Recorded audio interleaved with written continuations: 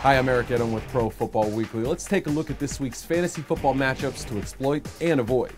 Brett Favre's gotten off to a pretty poor start this year. He threw 3 picks in week 2, but we think this is a choice matchup facing up against a Lions defense that has been killed by the pass this year. So you may want to consider staying with Favre another week.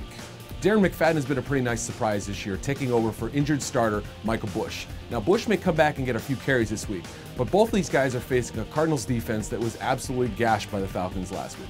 And we think that McFadden is going to have enough carries this game to be a fantasy standout. As everyone knows, Michael Vick has been handed the Eagles' starting quarterback job, and there's no reason to keep him out of your fantasy lineup if you picked him up this week. He faced a Jaguars team that's been killed by the pass in 2 games, and Vick has already established a great rapport with Deshaun Jackson and the rest of his skilled position players. Now let's take a look at some guys you may want to avoid in week 3. Bears quarterback Jay Cutler's off to a pretty good start. His game last week against the Cowboys might have been the best in a Bears uniform he's had.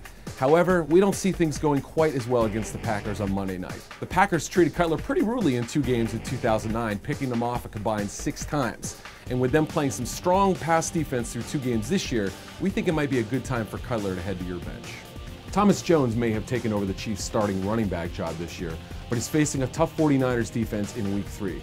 Although we think Jones might be a great option going forward, this might not be the week to play him against the 49ers defense that has been stout against the run.